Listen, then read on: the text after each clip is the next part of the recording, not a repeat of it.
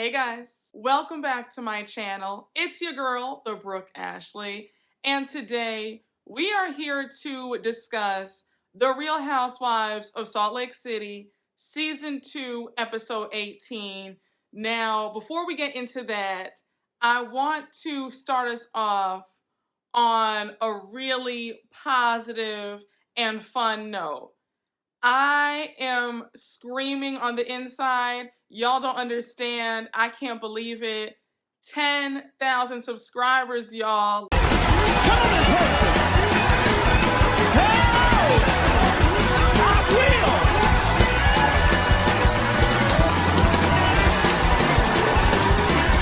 My heart is just so full, and you guys have been with me through the ups and the downs.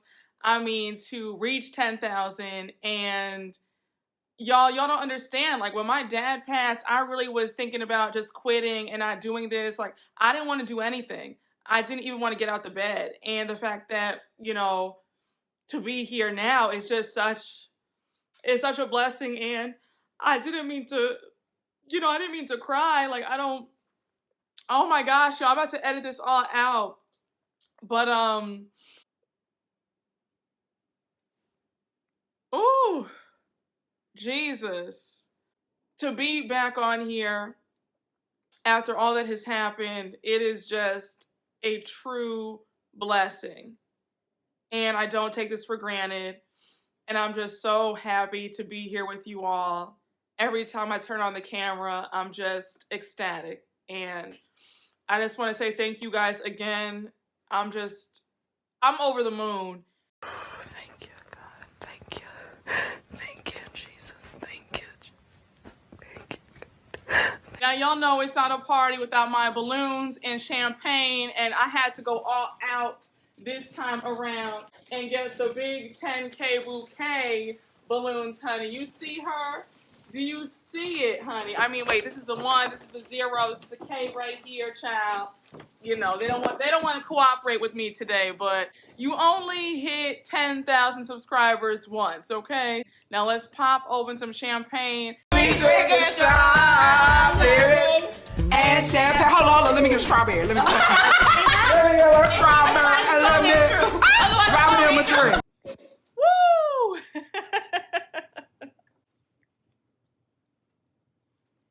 Cheers, y'all.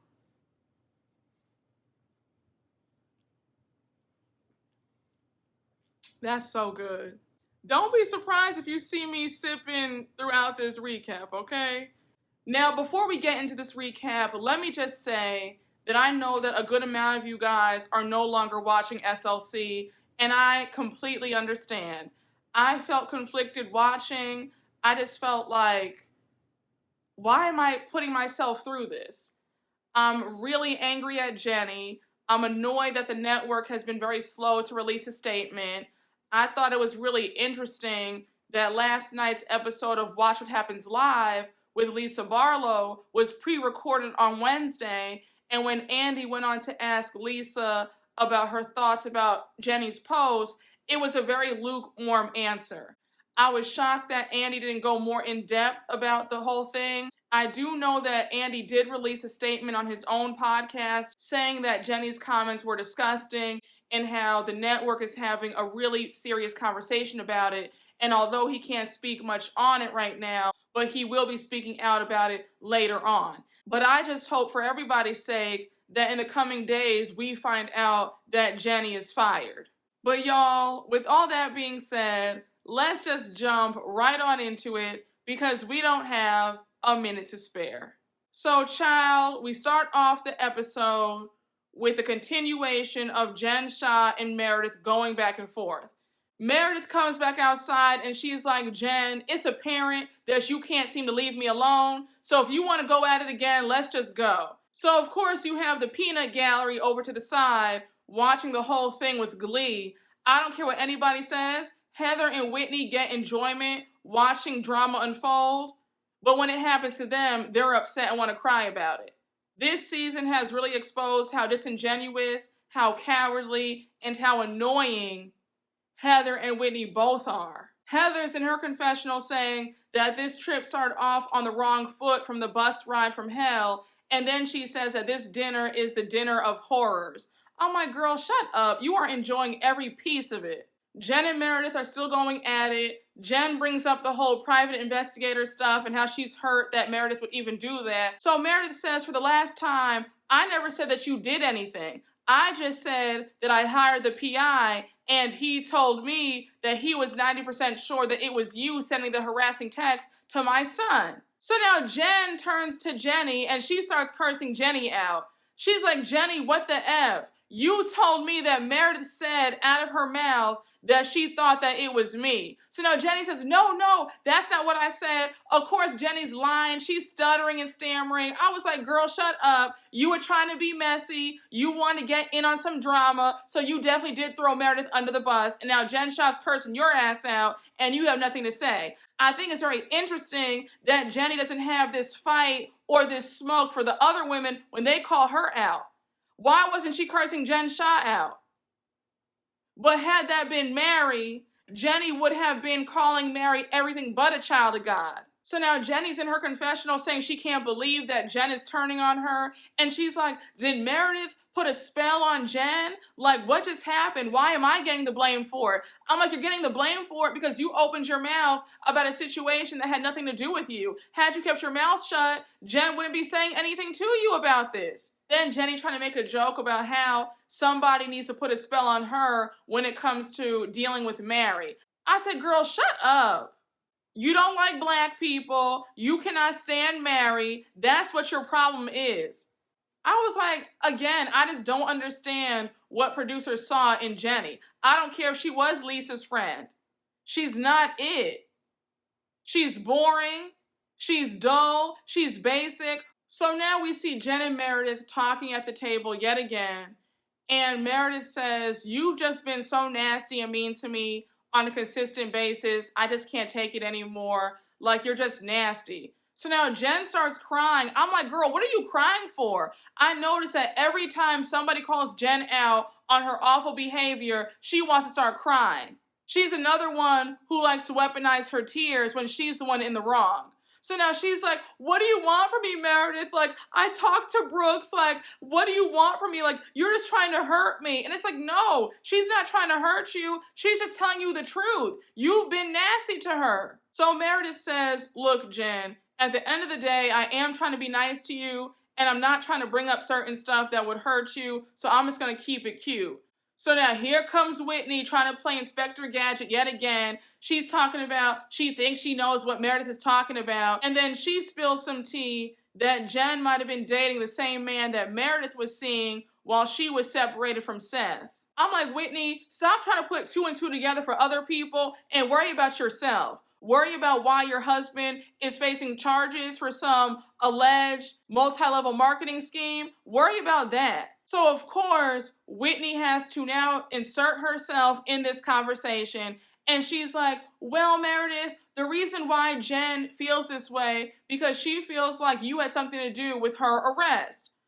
So now Meredith is like, girl, what? Meredith gets up, she's laughing, and she's like, you guys have got to be kidding me. You guys think that I tipped off the FBI? Like I said in my last recap, we are all in some serious trouble if the FBI and Homeland Security need Mary Cosby and Meredith Marks' help. You do know that the FBI can find you at any time, right? Like, you do know if you're being investigated, they will eventually find and arrest you. It's embarrassing at how desperate Whitney has gotten for a storyline. Meredith is so livid, she's like, shout out to everybody, I have fun. Oh! Shout out to everybody, I have fun. I gotta be good. Meredith is back in the villa, she is pissed. She's like, you know what, y'all can go call the FBI, like, I'm out of here. I'm going back to Salt Lake City.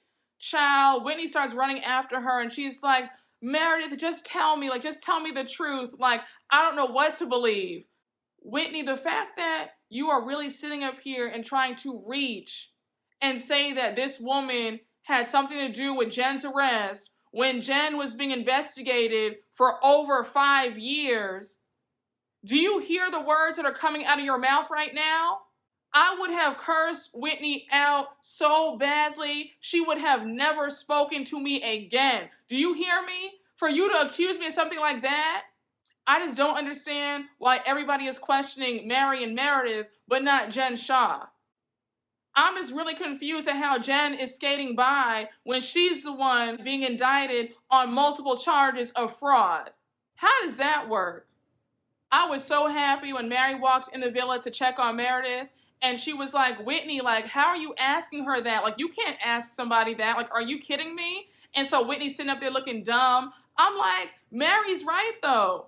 How are you asking one of your friends if she had something to do with another woman's arrest, knowing good and damn well that she had nothing to do with anything? So while Mary, Meredith, and Whitney are in the villa, we go back to the table and we see Lisa, Jenny, Heather, and Jen Shah at the table, and they're all talking. Well, it's more like Jen is still screaming and Lisa's trying to talk her off the ledge.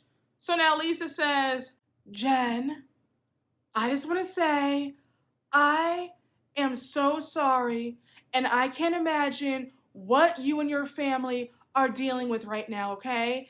And I'm sure that it is so devastating to you and your family, and I don't want to add any more stress to your situation. There was a lot of stuff being said in Vale, and Meredith was very upset with me. So now Jen says, why was Meredith upset with you? So Lisa goes on to say that Meredith felt like Lisa didn't have her back. So since Jen and Meredith are on the outs, Jen can't help herself, and she's looking to sow seeds of confusion in Lisa and Meredith's friendship. So she starts asking Lisa if Meredith was there for her. So now Lisa starts fake crying, and she's like, I mean, honestly, like, I could have used a little more. Baby, it was almost like Miss Meredith had a sixth sense that they were talking about her. Honey, she comes back outside and she lets them have it. She's like, look, I don't even want to hear it. She sees that Lisa is doing her fake crying and trying to get sympathy, and she's like, girl, pack them tears up. Let me tell y'all something right now. The fact that any of y'all would even think that I had something to do with your arrest is absolutely crazy, and none of you guys are my friends.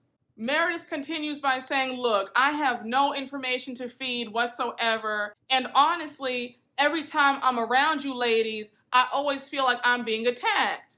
And I was screaming when she said in her confessional, I'm flattered that they think that I'm more powerful than the FBI, but the FBI does not need my help. So, child, we now see Jenny try to check Mary out of nowhere, and I said, it's that racism just seeping out of her pores. I mean, Mary can't even stand or do anything without Jenny just trying to jump down her throat. So now Jenny's like, Jenny, Mary actually has my back. Like, she's been a very good friend to me. So now Jenny's pissed off, and she's like, I'm trying to be your friend. Like, I didn't lie. I told you everything that I said. So now Jenny's upset, and she walks away. I was like, girl, we don't ever need you in a scene, so please keep on walking. Walk back, get on a plane, and go back to SLC, because we don't want to see you on our screen ever. And I mean ever. So Lisa is upset that her good friend Jenny has left the table, and she's trying to stick up for Jenny. Jen gets mad at Lisa, and she throws, what was it, like a napkin or like a plate? She throws something at Lisa, and I said, Jen, you wouldn't pull this in another franchise, because I can assure you, the minute that flew out of your hand, you would have gotten popped in the face. This cast is very irritating to watch. The only person that I really go up for is Meredith. So now Lisa and Jen get into it. Jen storms off, and so she goes back inside. Lisa is following her into the villa. Jen is calling Lisa a liar, and Lisa's like, you know what, girl? I don't have time for this, like, whatever. So now Jen goes upstairs to her room, and we see Miss Meredith in her room talking to her son, Brooks. And so she's telling Brooks what happened. She's like, honey, you will never believe what they accused me of at the dinner table. When I tell you that Brooks had me screaming, he was like, well, so what if you did, Mom? I mean, she is being accused of defrauding the elderly. So while she's on the phone with her son, Jen comes out of her room and she is standing at the door and she's eavesdropping on Meredith's conversation with Brooks. So Meredith sees Jen standing there at the door and she's like, babe, I gotta go. Jen is here. I'll talk to you later. Let me just be clear. Meredith is a lot nicer than I am because I would not have anything left to say to Jen Shah. I would be giving her my ass to kiss at every single turn. There would be no more talking. You're not going to yell at me in that way. You're not going to curse at me. I'm not dealing with it. She does not know how to talk to people. So Jen's all nervous and she's like, can we just talk without an audience? And Meredith says, first things first, I did not call the FBI on you. Let's get that straight. So now Jen says, well, I didn't think that you did, but I was just hurt because you weren't on the van, and I just need to know for sure that you didn't.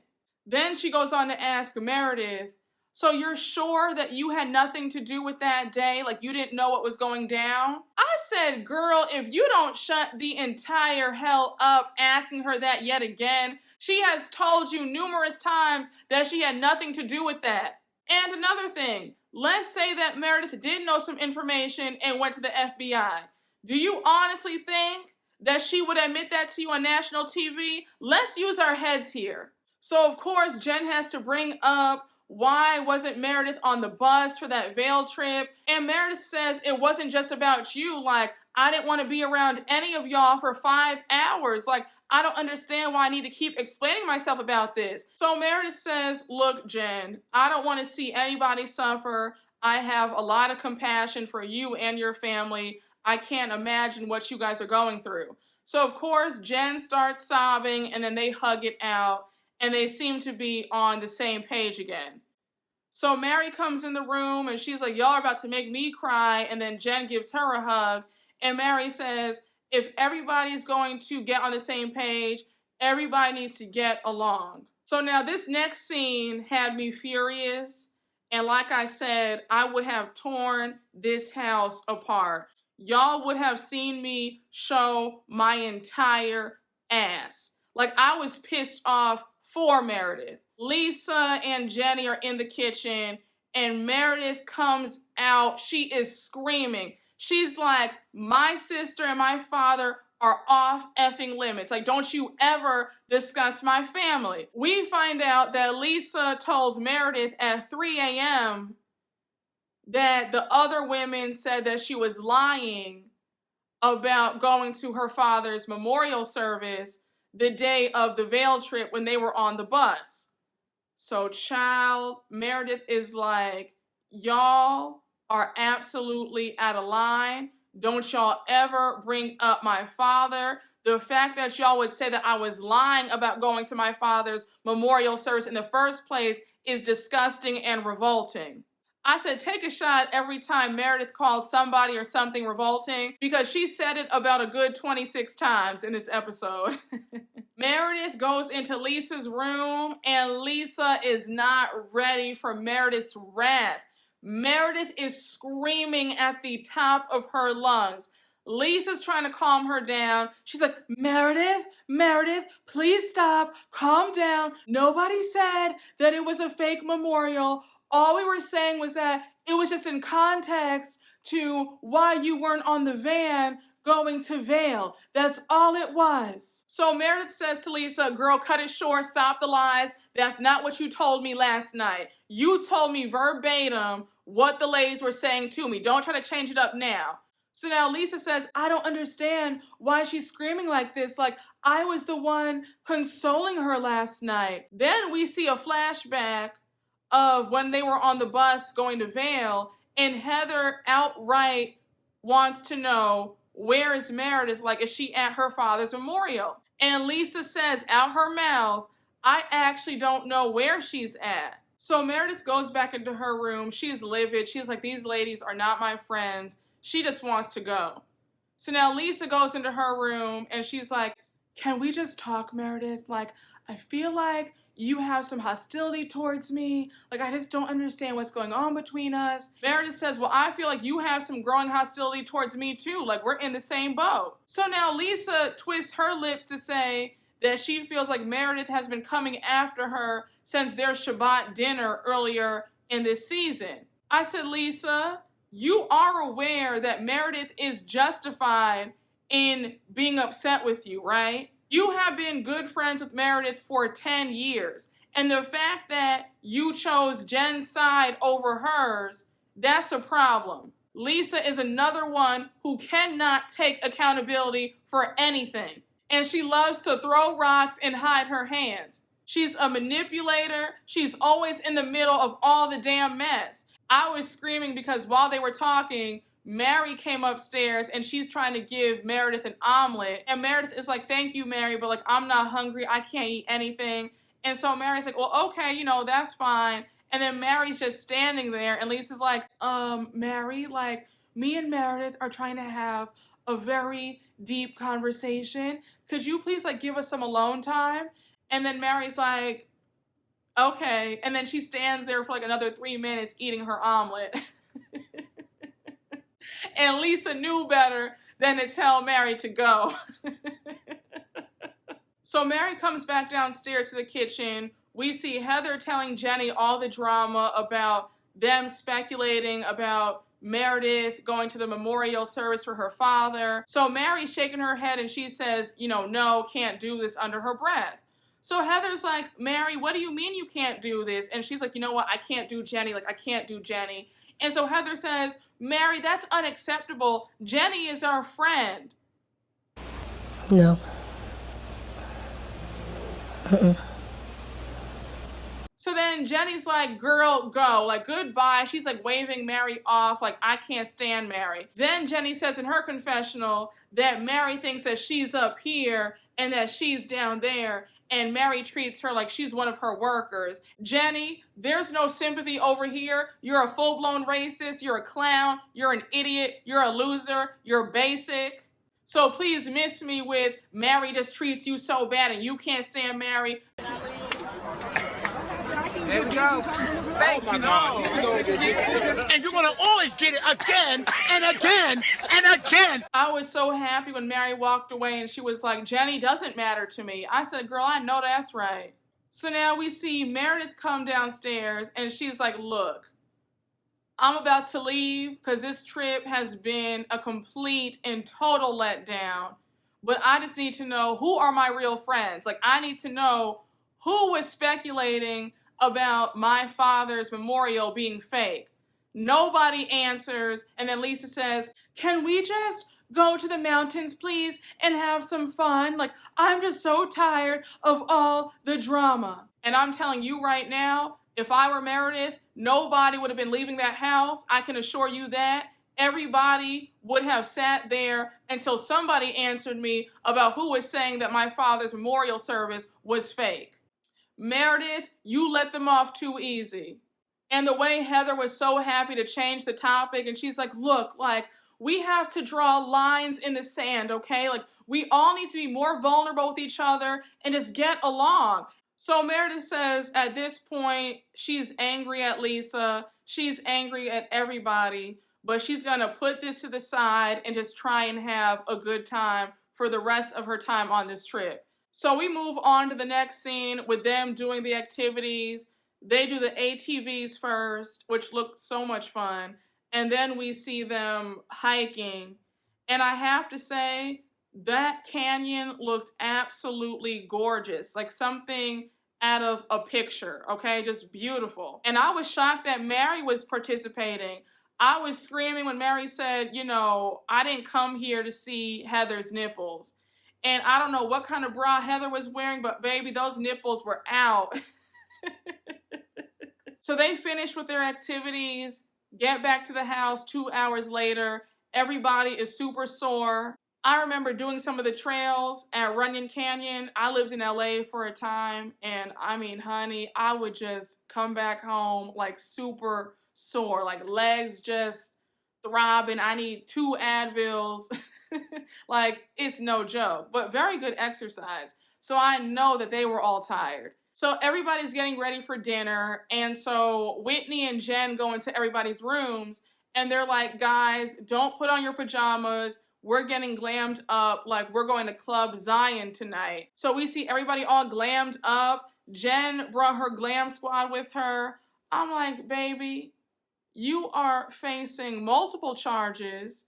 You have your mama depleting her entire retirement account. You and your husband have to downsize and find a cheaper rental. Where did you find a cute $2,000 for glam? And don't get me wrong, I am all for looking good and looking your absolute best. But I'm like, girl, you know you don't have any money. Maybe Bravo paid for it. I don't know, child. But I said, girl, you need every dime. We see everybody gather at the table for dinner, and the food looked absolutely delicious. You guys already know that my mouth was watering. While they're eating, Lisa apologizes to Whitney, Heather, and Meredith. And she's like, my intention was never to upset Meredith. And, you know, please know that I'm coming from a good place. We all know that that's a lie. Lisa is just apologizing to cover her own ass. Then Lisa wants to invite everybody to her next Vita Tequila event. And Whitney is so excited. She's like, oh my gosh, like our first Vita event. Like, oh, it feels so good to be invited. Again, I just don't understand grown women who are that pressed on being somebody's friend. Like, I could never. I have too much pride. There are too many people in this world to be pressed over somebody who doesn't like you like that. It's crazy to me, after all that Lisa has said and done, Whitney is still craving her friendship. Like, you look so desperate. So now Mary calls out Jenny, and she's like, Jenny, I want to apologize to you for saying that you don't matter. So Jenny accepts Mary's apology, and she says that she's willing to move on, forgive and forget when it comes to her and Mary. Then we find out that Miss Racist Jenny has some severe anger problems, and she's even been to anger management. Then she reveals that she's even cracked her husband's ribs a few good times. I said, oh, so it's a whole bunch of foolishness in that household. So now dinner's over, they start dancing, they're on the stripper pole having a good time. Even Mary was dancing. I said, okay, sis. Like, this is what we want to see. Then we see the ladies go outside to the pool and they're having a good time, just drinking. Everybody's super lit. You know how it goes when you're on vacation with your girls and there's a pool around and there's music and there's liquor. It's a very good time. So now we end the episode with it being the next day. Everybody is super hungover. Lisa and Meredith are in the bed together. Jen is in the bed with Whitney. Everybody's like, wait, what happened? Like, how did we get here? And they're all trying to piece together the night. Everybody's in good spirits. They're making breakfast. And then we end the episode with Heather saying that this is the best girls trip ever. I'm like, I mean, okay, girl, I guess. If that's your idea of a good time, I mean, I prefer my trips with no arguing, no fighting, nobody's cursing at me or accusing me of calling the feds on them. But that's just me. But next week seems to be some mess. We hear Lisa saying on a hot mic that Meredith is a whore and that's why she's effed half of New York. But guys, SLC is a hot mess from every direction. I just don't know how much more of this show I can take. I'm praying that Bravo issues out a statement ASAP, but we shall see. But y'all, thank you all for watching. I hope you all enjoyed my recap. And as always, please make sure to like, comment, and subscribe. And I will see you all later. Bye.